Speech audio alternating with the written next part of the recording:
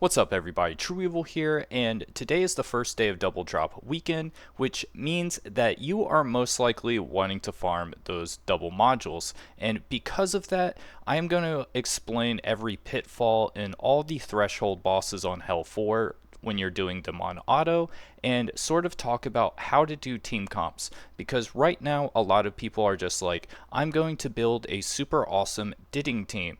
And that doesn't necessarily get around all the mechanics of a boss. So if you aren't able to just one-shot everything in Ditting, or just struggling in general, this video is going to help you. So without further ado, let's go to Aurora.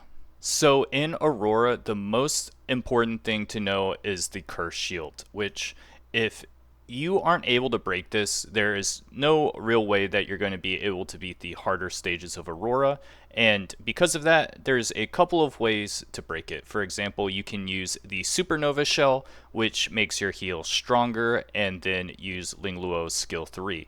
Now, the longer the fight goes, the harder it is to make sure that Supernova can really be used to break it, because you sort of have to like time it with the skill 3, which is hard to do on auto. So what's the best idea to do for this fight is to actually use two healers. And I would recommend pairing Ling Luo with Mia, and Mia is really strong because she can extend all of the buffs from Ling Luo, as well as has a D-spell to get rid of Aurora's immunity, which is going to be super important.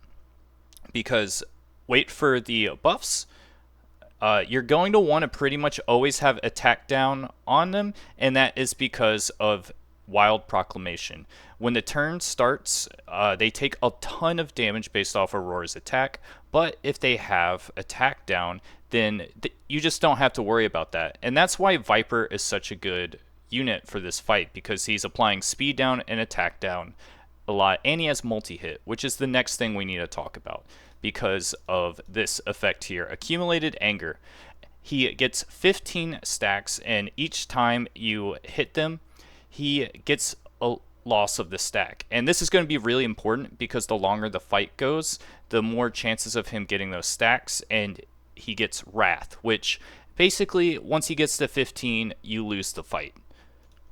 So you're going to want to use multi-hits, and due to that, the best DPS to use for Aurora is going to be Rosa. The best sort of D-spells are going to be either Holden and Viper, and then you're going to also want a support unit. Now, I don't have a Lily, so I'm using Doki Doki, who is one of my main units in the game, so I have her prowessed up pretty well. And because of that, I'm able to get those 12 stacks, which allows me to get that 30% damage increase as well as 30 more speed. And this makes it so this fight is relatively easy for me, but not everyone has that. So there's a lot of different supports you can utilize here. You can use Lily. You could use Doki. It's actually kind of difficult because a lot of the best supports are actually green. So because of that, it's a little rough on that department. Like, I could recommend Red Casio, but definitely not the best like option in my opinion. But that is definitely a good one because she reduces cooldowns. Now, Doki Hell 4 is going to be either the hardest fight or the easiest fight for Threshold, and it is really going to depend on your team composition. For example, you seriously need to run Kazuyo, and you need her skill 3 maxed out by the time you reach Hell 3, Hell 4 area. And I don't think there really is a situation where you would not want that. And that is because she is green, so she gets that extra effect accuracy advantage, as well as her slumber is just not going to cut it unless if it's maxed out. As well as the slumber is just very nice because not only is it slumber, but it's also attack down. And these things can hit like a truck, especially if all 4 or 5 of them hit the same unit. Now, the healer for this fight is most likely going to be Valerian for most people, and the reason is once you get to Inferno, the damage they can do will apply it so that you lose a max amount of your HP each time. So if you're using a shielder like Valerian, it's going to be able to get around that and just make the job a lot easier. So not only are Kazuo and Valerian pretty much a necessity. The third unit that is going to be in the support line for most people is someone who can give speed up as well as cleanse, and also just general buffs. This is going to be super important, and for me, I am using Doki Doki, but Doki Doki isn't necessarily the best option for most people, as well as that's a light and dark unit, so not everyone has that. A unit that most people will have, though, is Freya. And Freya is going to be amazing because she gives that dream weave, which means if we do get that stun, we'll just be able to break it off nice and easy like. She is also going to be able to give defense up and attack up, as well as give nightmare, which is just a lot of things that are going to make this fight a lot easier. So Freya is definitely a great option for a lot of people. If you don't have Freya, it's totally fine. You can have a lot of other options, such as Chiyako, who pretty much gives attack up, although her cleanse is not as strong. You can use someone who just gives debuffs like Klaus, as well as just use Lily. Now, I do think you want Freya or Doki just for the cleanse option, but if you're able to clear this without a lot of worry, you can use someone like Marvel as well for that support slot. It's really a flex option. I just prefer the cleanse because in auto, a lot of the times what makes or breaks this fight is being able to get around that stun. Now, we've talked about the 3 support lines, so let's talk about the 2 damage dealers. The first one I'm going to talk about is the sub DPS. The free-to-play option is going to be Gray, just because he's going to be applying so much defense down, as well as just giving a nice cleave that will really set up our main damage dealer. If you don't have Gray, one option that really works is to use Klaus. Klaus is seriously amazing in this fight with the speed down and defense down, as well as giving her unique debuff as well. Really great unit to use. If you don't have those 2 options, there are definitely other options. For example, you can pair Rosa or Rahu with your main DPS. It's really just figuring out what you want as that secondary damage dealer. Now, as the main damage dealer, Real Mocha is going to be the best one just because of how her splash damage works once it's maxed out on the skill 3. Definitely a great option. But not everyone has Real Mocha, so let's just talk about the other ones that are really great for this fight. The next best DPS I would recommend would be Messiah. And the reason why I think Messiah is so strong in this fight is because of the cleave is able to get around that high defense. So really strong option on that, and the invulnerability is just really, really nice, especially when you pair it with a Lily.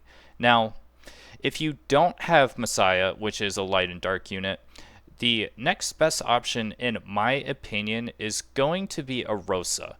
Now, the reason why Rosa is so good is because of her skill 3, which is going to be a little tough for a lot of people because most people are going to max her skill 2 and skill 1 first before her skill 3.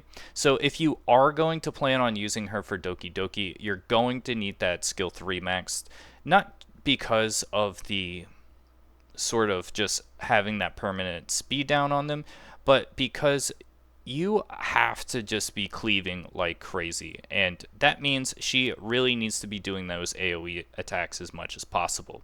So she's definitely a great character to pair, especially with someone like Rahu, who's going to be able to defend and just give that additional follow-up attacks. It's really, really strong to have Rosa.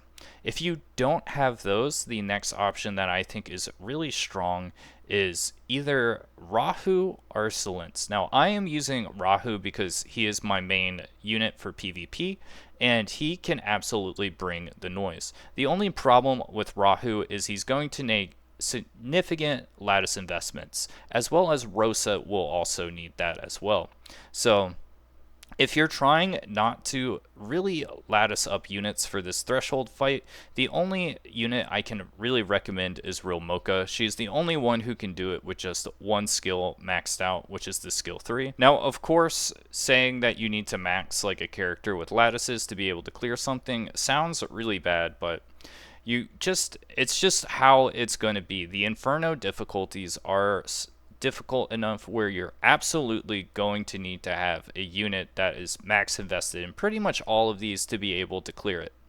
And that's why I really enjoy Messiah in this game, just because he can clear all three of the thresholds, even though he is not the strongest at any of them. So definitely have that in the back of your mind when deciding on your DPSs for all these thresholds. Can I afford to max lattice my Rosa? If not, maybe I should go for the real Mocha. If I don't have the real Mocha option, then how do I get around all those? So definitely be thinking about that as we continue on with Terrormaton. So the most important thing to do at the beginning of this fight, as well as team composition, is to always have Valerian. And that is because at the very start of the fight, the attacking hand can hit one of your units, apply defense down, and then Terrormaton has that really strong follow-up attack that can pretty much one-shot any unit in those beginning Hell phases, as well as in Inferno and Hell 4. So I just always will recommend having a Valerian to stop that RNG chance of getting one-shotted at the very beginning. Not only that, but the amount of shields she can provide in this fight is absolutely astounding. Now, let's get into the actual mechanics of this fight, because a lot of people just try to win in the first 2 turns, so you don't need to know the actual mechanics. Now, what happens is that the attacking hand, if you can't clear extremely quickly, is the one you need to take out, because it gives an extra follow-up attack as well as applies defense down, which can really just make it so everyone is in the range of one shot in this fight. So in those harder difficulties where you can't win immediately, definitely go for the attacking hand. Now, the guarding hand is actually going to be the most annoying thing about this fight, because what the guarding hand does is auto advances Terrormaton's body so they can apply that really strong attack, as well as just give defense up. So that means that even though if you have a despeller such as Holden, they're just always going to be applying defense up every turn. So due to that, people like to apply blocks such as with Heinrich to get around that, but not everyone has Heinrich. But just because Holden is on the banner right now, I recommend everyone to pull him because he has that advantage. And in Inferno, what happens is that you really have to strip the buff on Terrormaton so you can actually do damage to them. So Holden, definitely an amazing option for that. And then we need to talk about like how we're actually going to do damage to this boss. And there's 2 ways to do it. 1, cleanse the defense up, or 2, apply defense down and a bunch of other buffs, as well as give yourself crit damage and attack up to just get around the actual buff of the defense up. And due to that, the best units to use are things like Gray. Gray is really strong in this fight because it's a really consistent application of defense down. Now, I do think Kloss is better because of the speed down. Speed down is definitely going to be really important in this fight because you don't want him to be having a lot of turns, because the longer the fight goes, the more damage he does. And once he gets about 6 stacks of reconfigure, it's going to be GG's. So this is a time-sensitive fight. So the better the debuffs, the better. So Kloss, definitely an amazing unit. Bayonton, an especially strong unit. The problem with Bayonton is that she isn't very good for auto teams. So a lot of the really good units for this fight are like not actually good on auto. So how do we get around that? How do we auto Terrormaton? Well, there's 2 ways. One is with a DPS cheese team. Fangus is going to be good in both situations where you want to do this fight legitimately, as well as with that DPS cheese. The problem with the DPS cheese is you're going to need Dark Sonya and Lily, which I personally don't have, and a lot of people don't have. And if you do have that, well, great job.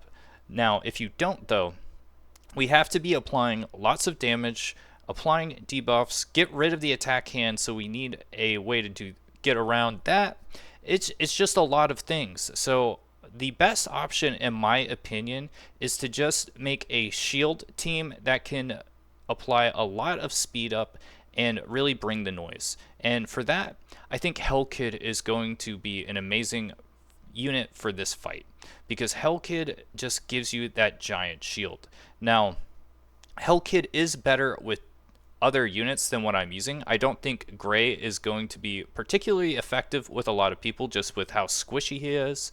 Definitely going to recommend getting a different unit besides Gray for this fight. But once you are able to really get those buffs on, you're going to want to be able to do damage. And Holden is definitely one of those dual purposes where he can dispel the buff. And since Terrormaton is always an AoE attack, once you have Holden built up, he's going to pretty much be countering attacking every time, which is really, really nice. So Holden, Hellkid, Valerian, definitely a must in my opinion for this fight.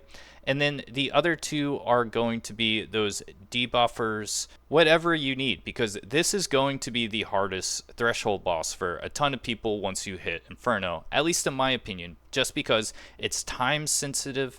There's an annoying buff that is consistently applied, and it's just really hard to make an auto team. And due to this, you may want to build a cheese team. And I would really look up a video on someone using the Red Casio Catch You the Guard combo for this fight, which is basically you're applying artisan shell buffs pretty much consistently to get around it, and you're using a Fangus to DPS them, as well as using a Mia to extend the buffs and do the D-spells. So the team that I'm planning on using if this team, once buffed up, isn't good enough for Inferno is I'm going to be using Holden, Catch You the Guard, Red Casio, Mia, and Valerian.